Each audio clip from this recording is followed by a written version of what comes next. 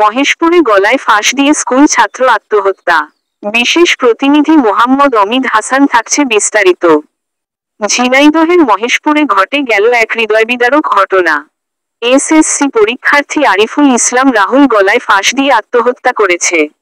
শুক্রবার ভোরে নিজ ঘর থেকে তার মরদেহ উদ্ধার করে পুলিশ। পরিবার জানায়, বৃহস্পতিবার রাতে রাহুল প্রতিদিনের মতো রাতের খাবার খেয়ে নিজের ঘরে ঘুমাতে যায়।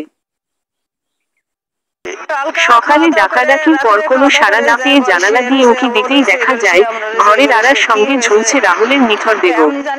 মায়ের ওড়না দিয়েই ফাঁস লাগিয়েছিল সে। মুহূর্তেই কান্নায় ভেঙে পড়ে পরিবার। এলাকার পরিবেশ হয়ে ওঠে ভারী, শোকের ছায়া নেমে আসে পুরো গ্রামে। স্থানীয়রা বলছেন, রাহুল পড়াশোনায় ভালো ছিল। প্রেমঘটিত কোনো বিষয়ে মানসিক চাপে পড়েই হয়তো এমন সিদ্ধান্ত নিয়েছে সে। রাহুল বাকশপতা মাধ্যমিক বিদ্যালয়ের এসএসসি পরীক্ষার্থী এবং গ্রামের জয়নাল মিয়ার ছেলে।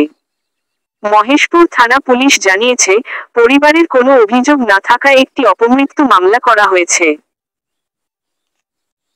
এই অকাল মৃত্যু যেন আমাদের সবাইকে ভাবায়, একটা তরতাজা জীবন কি এত সহজে ঝরে যাওয়ার কথা?